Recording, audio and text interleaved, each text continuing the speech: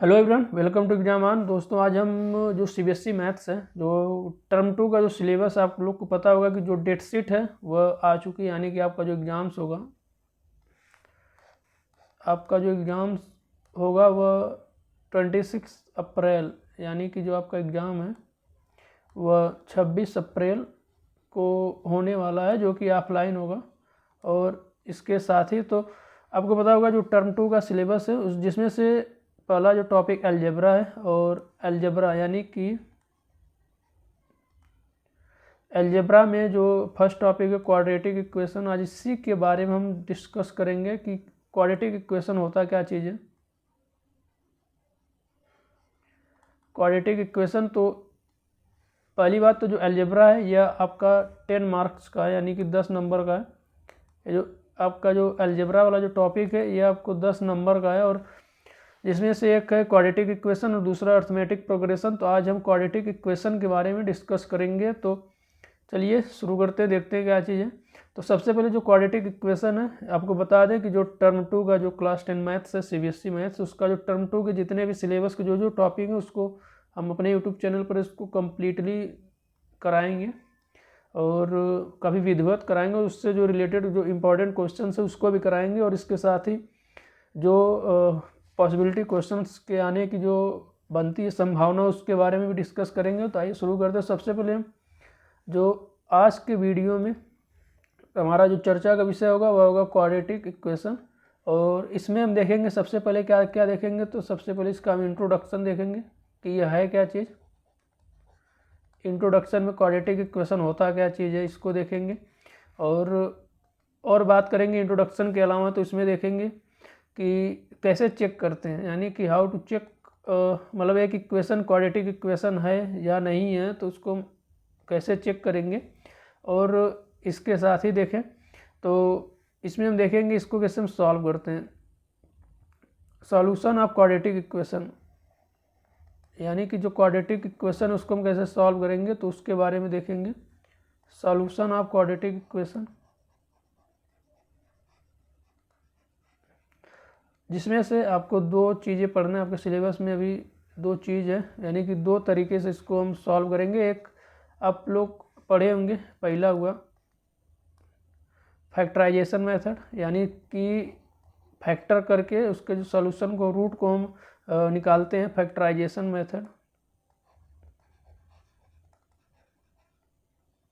और दूसरा जो हमको पढ़ना है, इसमें जो हमको दूसरा पढ़ना है वह है फैक्टराइजेशन मेथड के अलावा आपका जो क्वाड्रेटिक जो फार्मूला है उसको पढ़ना है।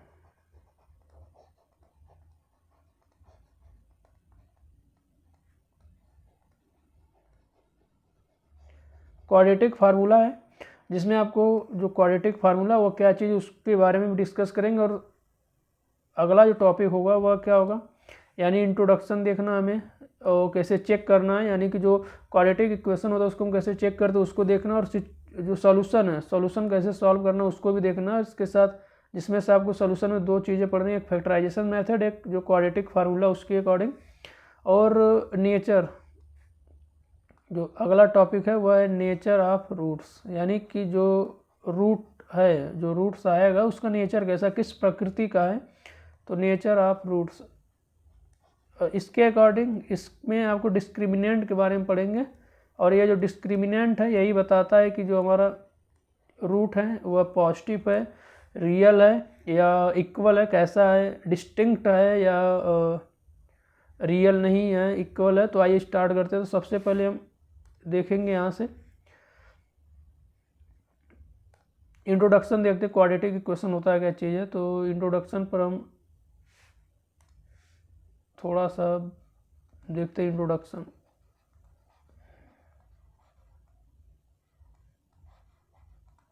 इंट्रोडक्शन में अगर आप बात करेंगे, मिनट यहाँ पर, इंट्रोडक्शन में अगर आप बात करेंगे क्वाड्रेटिक इक्वेशन का जो इंट्रोडक्शन आप कैसे देंगे, तो ऐसा इक्वेशन जिसमें जो वेरिएबल हो उसकी जो मैक्सिमम पावर हो 2 हो और इसका स्टैंडर्ड फॉर्म, यानी कि ऐसा इक्वेशन जिसमें जो वेरिएबल होता है उसकी जो मैक्सिमम पावर हो 2 होनी चाहिए, और इसका स्टैंडर्ड फॉर्म क्या होगा, तो इसका जो स्टैंडर्ड फॉर्म है वह है ax² plus bx plus c is equal to 0।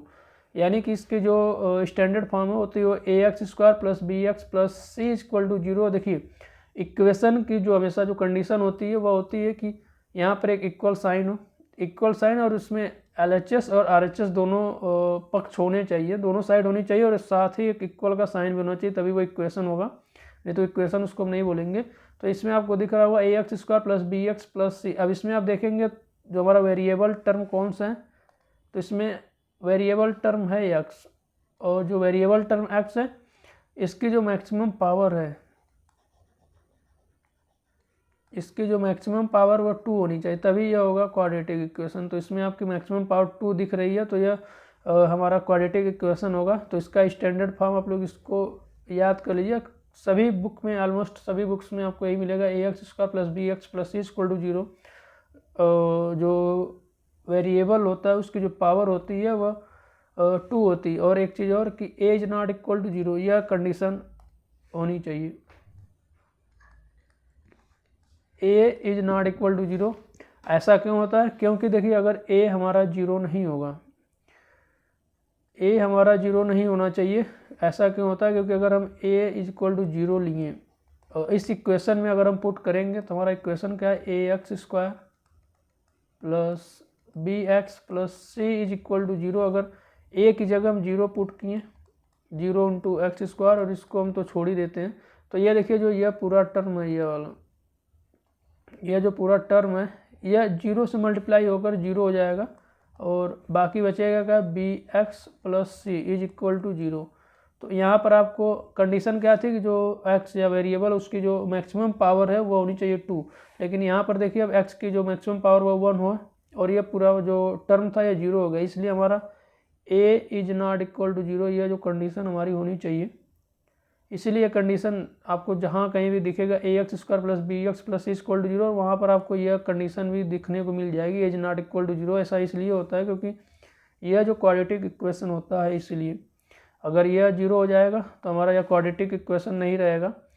तो ये आप समझ गए होंगे इसका स्टैंडर्ड फॉर्म, इसकी जो वेरिएबल की जो मैक्सिमम पावर वो 2 होनी चाहिए।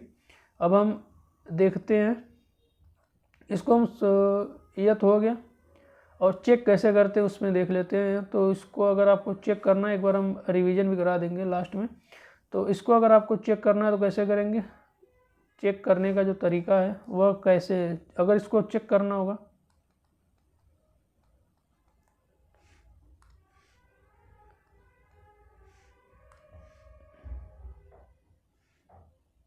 तो देखिए एक एग्जांपल लेते हैं, छोटा सा एग्जांपल हम ले लेते हैं, छोटा सा एग्जांपल ले लेते हैं। मान लेते हैं 2x plus 3 into 3x minus 1 is equal to 0। क्या यह क्वाड्रेटिक इक्वेशन है या नहीं है? तो हम कैसे इसको चेक करेंगे, तो आप लोग थोड़ा सा इसमें देखिए मल्टीप्लाई करना होगा, अंदर मल्टीप्लाई करेंगे, इसका इसमें करेंगे एक बार, फिर थोड़ा सा पेशेंस के बाद फिर इसका इसमें करेंगे, फिर इसका नंबर है, इसको हम कलर चेंज कर देते हैं, और इसमें इसका करेंगे, फिर एक बार इसका मल्टीप्लाई हम इस वाले नंबर में करेंगे। तो आइए देखते हैं मल्टीप्लाई कैसे करते हैं। तो 2x का जब 3x में मल्टीप्लाई करेंगे तो 2 3 जा हो जाएगा हमारा 6²। यह आप लोग को पता होगा, ये आप लोग क्लास 8 में पढ़े होंगे, क्लास 7th में भी है, क्लास 7th के सिलेबस से स्टार्ट हो जाता है मल्टीप्लाई करना। तो ये 6x² हो गया। अब 2x का मल्टीप्लाई -1 में करेंगे, तो देखिए प्लस और माइनस का जब मल्टीप्लाई होता है तो हमेशा माइनस ही आता है, तो यहाँ पर 6x² माइनस 2x आएगा, और 2x अब नंबर देखिए यह जो 2x था यह हो चुका है, अब नंबर है 3 का, तो 3 का मल्टीप्लाई जब करेंगे 3x में तो देखिए प्लस है तो प्लस आएगा, और 3 3 जा 9x हो गया। अब इसका नंबर है इसमें मल्टीप्लाई करेंगे -1 में, तो 3 का जब देखिए 3 प्लस है और -1 है, तो जब प्लस और माइनस का मल्टीप्लाई करते हैं तो हमेशा माइनस आता है। अगर अपोजिट साइन का मल्टीप्लाई कर रहे हैं तो माइनस आता है, अगर सेम साइन है तो प्लस आता है, ये आप लोग गार्ड बांध लीजिए। तो यहाँ पर -3 आएगा, यहाँ पर आप अगर प्लस है इंटू प्लस कर रहे हैं तो हमेशा प्लस आएगा, अगर माइनस है, माइनस इंटू माइनस कर रहे हैं तब भी प्लस आएगा। अगर यहीं पर अपोजिट साइन हुआ, माइनस इंटू प्लस करेंगे तो माइनस आएगा, अगर प्लस इंटू माइनस करेंगे तो भी माइनस आएगा। तो जो कंडीशन है इसको आप लोग देख लीजिए। तो इसमें अगर हम मल्टीप्लाई करेंगे तो कर लिए। अब देखिए इसको आगे सॉल्व करेंगे, 6x²। अब देखिए यहाँ पर -2x और +9x, तो यह छोटा नंबर है, बड़ा नंबर है, और प्लस माइनस होता है जब भी ऐड करते तो घट जाता है। तो और साइन हमेशा जो बड़ा वाला नंबर होता है उसका आता है। देखिए यहाँ पर जो बड़ा नंबर है वो 9 है और 9 के साथ प्लस है, तो साइन आएगा हमेशा बड़े वाले का। 7x हो गया और -3। अब जो कंडीशन थी क्वाड्रेटिक इक्वेशन होने की, जो कंडीशन थी, हमारा जो वेरिएबल नंबर है उसकी पावर 2 आनी चाहिए। तो इसमें जो वेरिएबल नंबर है वह है x, और x की जो मैक्सिमम पावर कितनी है आपको दिख रही होगी, जो x की मैक्सिमम पावर वह है 2। तो इसलिए यह क्वाड्रेटिक इक्वेशन है और इसकी जो कंडीशन हमेशा याद की रही है। तो इसी तरह हम चेक करते कोई भी इक्वेशन उसमें अंदर मल्टीप्लाई करेंगे, उसके बाद ही उसको हम सॉल्व करेंगे। तभी यह नहीं कि आंख बंद करके तुरंत टिक लगाएं या बता दें। तो सबसे पहले मल्टीप्लाई करेंगे। अगर x जो वेरिएबल कुछ भी हो सकता है, वेरिएबल में आपका XYZ ABCD कुछ भी हो सकता है, वहाँ पर अगर मल्टीप्लाई कर रहे हैं तो अगर x की जो मैक्सिमम पावर 2 आ रही है, वेरिएबल की मैक्सिमम पावर 2 आ रही है, तो क्वाड्रेटिक होगा, नहीं तो नहीं होगा। अब आगे हमको तो क्या देखना है, आगे चलते हैं, देखते हैं। अब हमको इसको सॉल्यूशन बताना है, इसका सॉल्यूशन क्या चीज़ है। तो देखेंगे सबसे पहले हम सॉल्यूशन।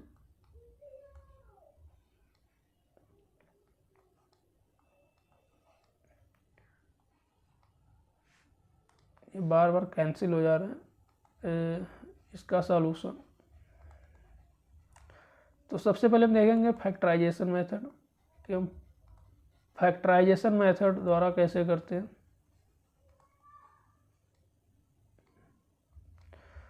फैक्टराइजेशन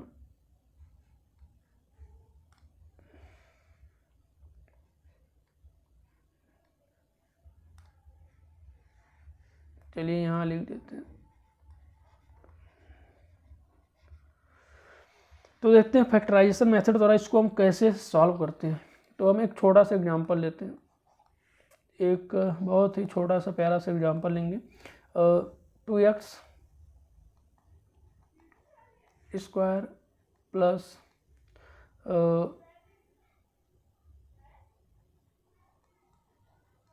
5x और +3 इज इक्वल टू 0। ये हम एक छोटा सा एग्जांपल लिए, हम इसको देखते हैं कि ये किस तरीके से काम करता है, यानी फैक्टराइजेशन मेथड से हम किस तरीके से इसको हम सॉल्व करते हैं। तो जो देखिए जो कंडीशन है, सबसे पहले हम क्या करते हैं, जो x² का जो कॉफिशिएंट है, x² का जो कॉफिशिएंट है इसको, और यह जो है कांस्टेंट नंबर 3, इसमें मल्टीप्लाई करते हैं। तो मल्टीप्लाई करेंगे 2 × 3 आएगा हमारा 6, यानी कि अगर इस पूरे को इसमें मल्टीप्लाई करेंगे तो 6x² आएगा। तो इसे हम x² नहीं लेंगे तब भी हो जाएगा। देखिए इसको हम हटाते हैं, हमारे पास 6 आ गया। अब देखिए क्या करना, अब बीच वाला जो नंबर है इसको, इस वाले नंबर को हमको ऐसे दो फैक्टर में तोड़ना है, जो 5x है, यानी 6 का ऐसा दो फैक्टर जिसको हम जोड़ें या ऐड करें। तो क्या आना चाहिए, ऐड करने के बाद ये जो x का कॉफिशिएंट आना चाहिए, ऐड करने के बाद आना चाहिए जो बीच वाला टर्म है, इसका जो कॉफिशिएंट वो आना चाहिए, यानी कि 5 आना चाहिए, और मल्टीप्लाई करने के बाद ये आना चाहिए, 6 आना चाहिए। तो ऐसे क्वेश्चन हम क्या करते हैं, 6 का ऐसे दो फैक्टर को पकड़ेंगे, जो मल्टीप्लाई किए ऐसे दो फैक्टर पकड़ेंगे कि जोड़ने के बाद ये बीच वाला टर्म आना चाहिए, और मल्टीप्लाई करने के बाद इन दोनों का जो प्रोडक्ट है वो आना चाहिए। तो इसमें आपको दिख रहे हैं दो जो नंबर दिख रहे हैं, एक और इसमें एक आपको दिख रहा है 2 और एक दिख रहा है 3, क्योंकि अगर इसको आप ऐड करेंगे तो 5 आएगा, मल्टीप्लाई करेंगे तो 2 3 जा 6 आएगा। तो इसमें इसको हटा देते हैं, तो आप लोग कन्फ्यूज है क्या चीज़, ये हट गया। तो देखिए अब इसको अगर सॉल्व करेंगे, इसको अगर आप लोग आगे सॉल्व करेंगे तो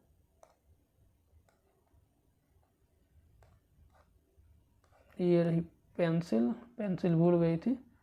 तो ये तो हो गया 2x², और इसको हम लिख सकते हैं 2x प्लस 3x और प्लस 3 इज इक्वल टू 0, यानी कि हमको ऐसे दो 6 के इन दोनों का मल्टीप्लाई कर दें और ऐसे दो फैक्टर में इसको हमने तोड़ा कि जोड़ने के बाद जो हमारा x का जो कोफिशिएंट है वह आना चाहिए, यानी बीच वाला टर्म जोड़ने के बाद है और मल्टीप्लाई करने के बाद इन दोनों का जो प्रोडक्ट है वह आना चाहिए। तो ये आपको दिख रहा है। अब यहाँ से अब हमको लेना कॉमन। अब कॉमन लेने का जो रूल होता है, सिद्धांत होता है, वो होता है कॉमन जब भी लेते हैं तो उसको अंदर वाले जो नंबर हैं उसमें हम डिवाइड करते हैं। तो देखिए इसमें से हमको क्या कॉमन आ रहा है, 2x, दोनों में से कॉमन आ रहा है, तो 2x बाहर निकालें तो हमारा बच्चा x, और इसमें जब डिवाइड करेंगे तो आएगा 1, x प्लस 1 प्लस इसमें से आपको कॉमन दिख रहा है 3। अगर 3 देखिए 3 दोनों में है तो हम 3 को बाहर निकालेंगे और 3x में जब 3 का डिवाइड करेंगे तो हमारा x आएगा प्लस 1 इज इक्वल टू 0। अब देखिए अब इन दोनों में से देखिए क्या कॉमन दिख रहा है, तो इन दोनों में आपको x प्लस 1 और x प्लस 1 दोनों में कॉमन दिख रहा है, तो इसको हम बाहर निकालेंगे तो x प्लस 1 एक ब्रैकेट में आ जाएगा क्योंकि इसको हमने कॉमन लिया। तो यहाँ से जब x प्लस 1 से डिवाइड करेंगे तो बचेगा हमारा 2x, एक ब्रैकेट में 2x प्लस यहाँ से जब x प्लस 1 बाहर निकालेंगे तो हमारा बच जाएगा 3। ये आ गया हमारा। अब देखिए इन दोनों का जो प्रोडक्ट हुआ है, प्रोडक्ट के बाद जो वैल्यू आई है वो 0 आई है। तो 0 कब आती है, या तो ये 0 हो या तो ये 0 हो। तो हम बारी बारी से चेक कर लेते हैं कौन सा हमारा 0 है। तो इसके लिए हम चेक करेंगे। तो देखिए यहाँ पर इफ़, पहले हम इसको पकड़ते हैं, if x plus 1 is equal to 0, तो x इक्वल टू देखिए यह इस साइड है, LHS की साइड प्लस है, उस साइड जाएगा तो अपोजिट मतलब साइन चेंज हो जाता है तो माइनस हो जाएगा। एक वैल्यू आ गई हमारी -1।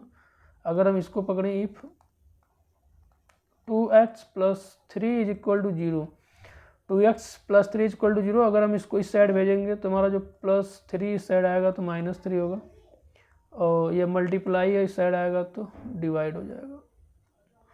तो जो हमारी x की वैल्यू आई, x की एक वैल्यू आई हमारी -1 और एक आई -3/2। ये तो हो गया फैक्टराइजेशन मेथड से, यानी कि इसमें हमने किया क्या कि जो पहले तो जो एक्स स्क्वायर का कोएफिशिएंट और जो कांस्टेंट टर्म है इसका आपस में मल्टीप्लाई करेंगे। मल्टीप्लाई किए तो आया 6, और बीच वाले का जो एक्स का कोएफिशिएंट इसको ऐसे दो भागों में तोड़ेंगे कि ऐड करने के बाद हमारा एक्स का कोएफिशिएंट आए और मल्टीप्लाई करने के बाद जो एक्स स्क्वायर, यानी इन दोनों का मल्टीप्लाई जब किए थे तो उसका प्रोडक्ट जो आया था वह आए। अगर आप इसको चेक करना चाहते हैं तो चेक भी कर सकते हैं, हम आपको दिखा देते हैं। इसको आप चेक करना चाहते हैं, हमारा जो इक्वेशन क्या था, 2x square plus 5x plus 3 is equal to 0। सबसे पहले हम लेते हैं जो हमारी x की वैल्यू आई थी -1। अगर -1 हम ले रहे हैं तो इसमें अगर रखेंगे तो 2 इंटू -1 का square plus 5 into -1 plus 3 is equal to 0। और जब आपको पता है कि जब माइनस का स्क्वायर होता है तो प्लस हो जाता है, तो यह 2 इंटू 1 हो जाएगा और यह -5 और यह +3।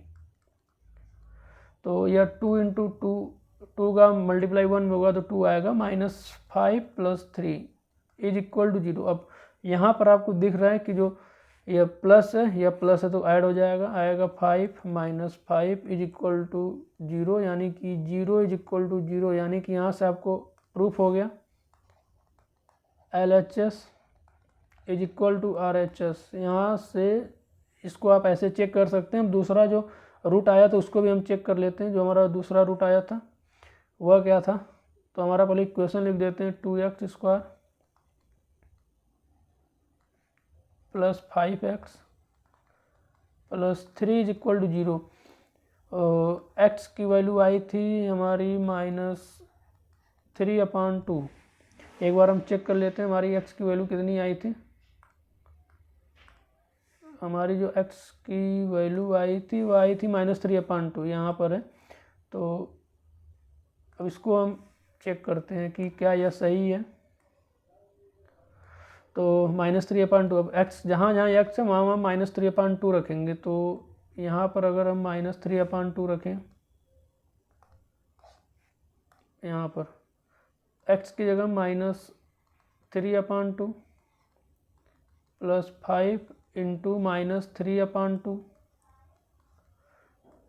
Plus 3 is equal to 0।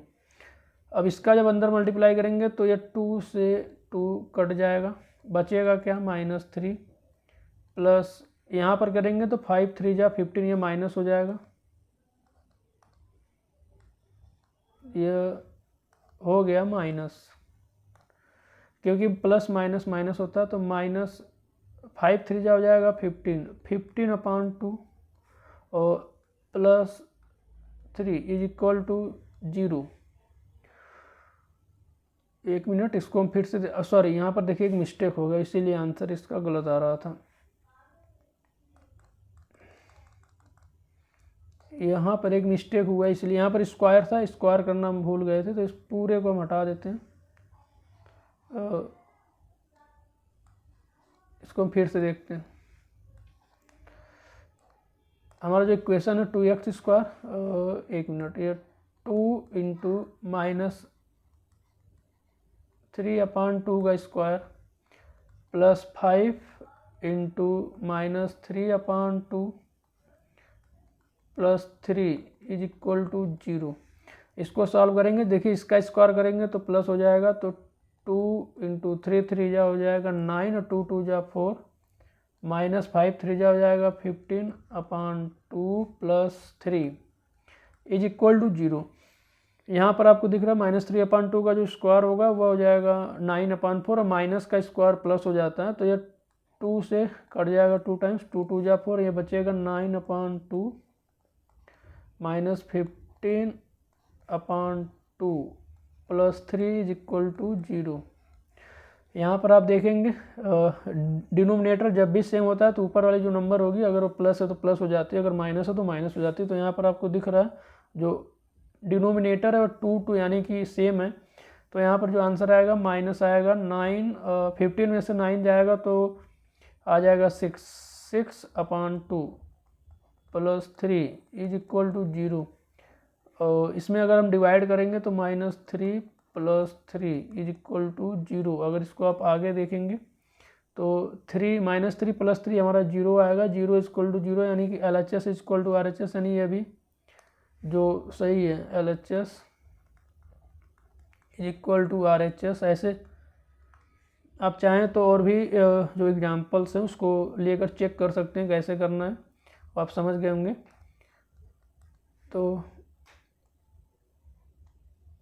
अब चलते हैं, इसमें हम देखते हैं एक फैक्टराइजेशन मेथड्स हो गया। अब हमको देखना जो आगे क्या चीज़ है, तो आगे अब हम बात करेंगे जो मेथड है हमारा वह क्वाड्रेटिक जो फार्मूला उसके अकॉर्डिंग देखेंगे। तो हमारा जो क्वाड्रेटिक फार्मूला क्या चीज़ है, तो हमारा जो क्वाड्रेटिक फार्मूला है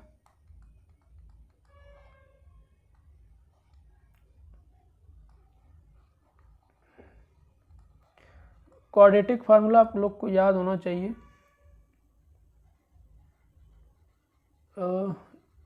क्वाड्रेटिक फार्मूला जो है वह माइनस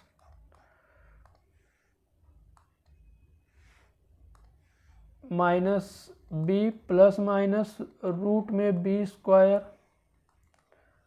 -4ac/2a। और यह है किसके लिए, अगर जो हमारा जो इक्वेशन का जो स्टैंडर्ड फॉर्म आपको दिख रहा है क्या, अभी आपने अभी रिसेंटली पढ़ा कि जो इक्वेशन क्वाड्रेटिक इक्वेशन का जो स्टैंडर्ड फॉर्म है होता है ax² plus bx plus c is equal to 0। यह हमारा स्टैंडर्ड फॉर्म है, क्वाड्रेटिक इक्वेशन का ये स्टैंडर्ड फॉर्म है। तो इसमें आप देखेंगे कि ये a क्या है, तो ये x² का कोएफिशिएंट है, b हमारा क्या है वह है x का कोएफिशिएंट और c हमारा कांस्टेंट है। तो इसके अकॉर्डिंग ये फार्मूला है a minus b plus minus root में b² -4ac/2a। अगर ये जो b² -4ac इसको डिस्क्रिमिनेंट बोलते हैं, b² -4ac को, क्योंकि इसी के ऊपर जो हमारा रूट का जो नेचर है, नेचर ऑफ रूट्स इसी पर डिपेंड करता है। ये जो b² -4ac दिख रहा है आपको, यही है डिस्क्रिमिनेंट ऑफ रूट, यानी कि रूट का जो नेचर है, जो प्रकृति है, वह इसी पर डिपेंड करता है। अगर यह इसको हम आगे भी डिस्कस करेंगे, अगर यह निगेटिव हुआ, अगर यह माइनस में आ रहा तो जो हमारा रूट होगा, जो वैल्यू आएगी, जो x की वैल्यू आएगी वह डिस्टिंक्ट नहीं करेंगी, यानी कि जो आप उसको बोल सकते हो रियल नहीं होगा। अगर ये प्लस आ रहा है तो रियल वैल्यू होगी, तो इसके बारे में हम डिस्कस करेंगे। तो सबसे पहले हम देख लेते हैं क्वाड्रेटिक जो फार्मूला, इस बेस्ड पर जो कैसे क्वेश्चन सॉल्व करते हैं। तो हम लेते हैं क्वेश्चन वही जो अभी रिसेंटली सॉल्व किए, तो उसी क्वेश्चन को लेंगे। तो हमारा जो क्वेश्चन है 2x² प्लस 5x, एक मिनट, प्लस 5x प्लस 3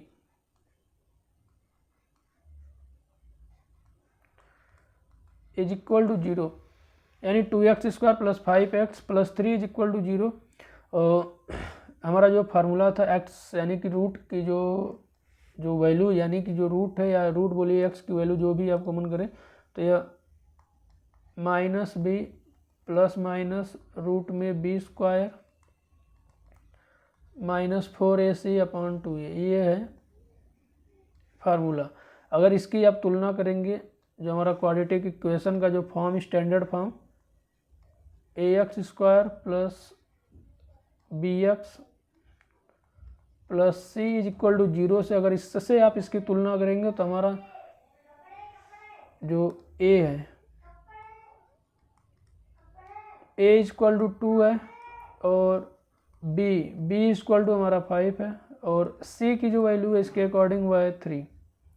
अब इसको अगर हम एक एक करके इस जो इक्वेशन इसमें अगर पुट करेंगे तो हमारी जो वैल्यू है वो आ जाएगी।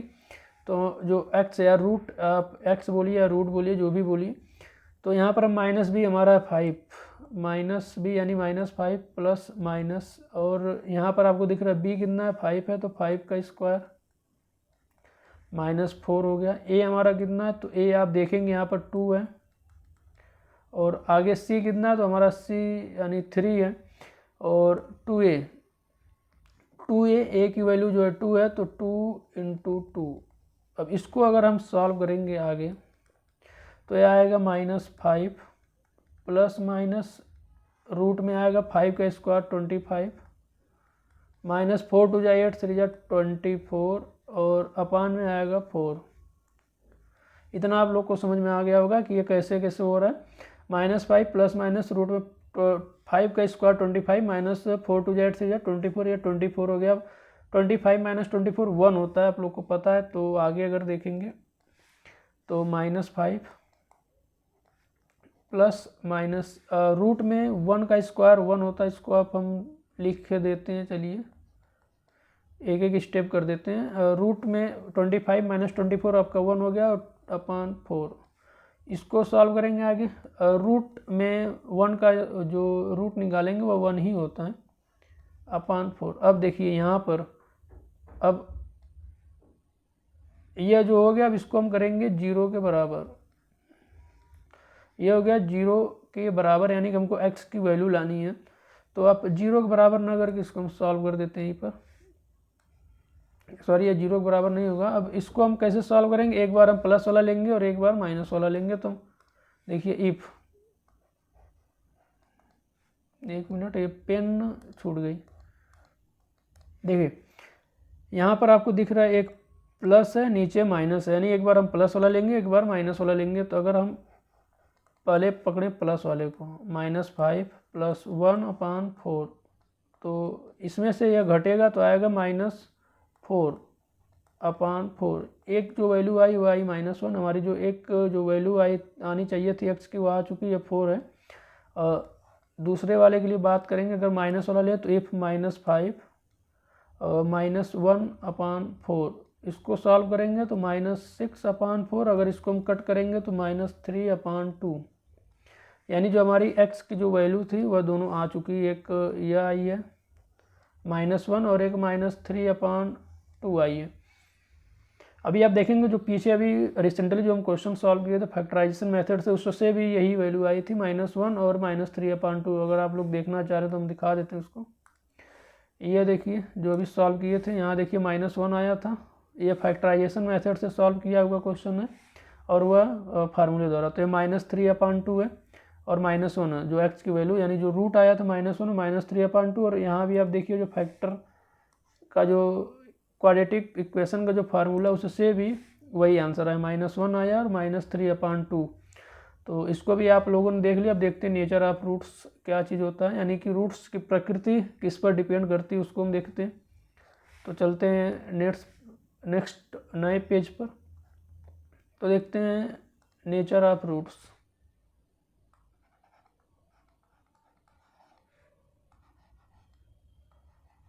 नेचर ऑफ रूट्स मतलब कि जो रूट है उसकी प्रकृति कैसी है। प्रकृति का कहने मतलब पॉजिटिव होगा या निगेटिव होगा, कैसी प्रकृति है उसको हम देखते हैं। तो देखिए जो नेचर ऑफ रूट्स होता है डिपेंड करता है किस पर डिपेंड करेगा, तो वह डिपेंड करेगा b² - 4ac पर, यही है, इसी पर डिपेंड करेगा। अगर कंडीशन के अकॉर्डिंग हम अलग अलग करें, पहला देखिए अगर b² - 4ac अगर यह 0 से बड़ा है, b² - 4ac अगर 0 से बड़ा है तो जो हमारा रूट होगा वह अलग अलग होगा, 2 डिस्टिंक्ट रियल रूट्स, यानी और रियल रूट होगा। रियल रूट का मतलब कि वह रियल नंबर में होगा, और डिस्टिंक्ट यानी अलग अलग होगा। और अगर सेकेंड कंडीशन देखें, यह b² - 4ac अगर यह 0 के बराबर हुआ तो जो हमारा रूट होगा वह होगा इक्वल रूट्स होगा,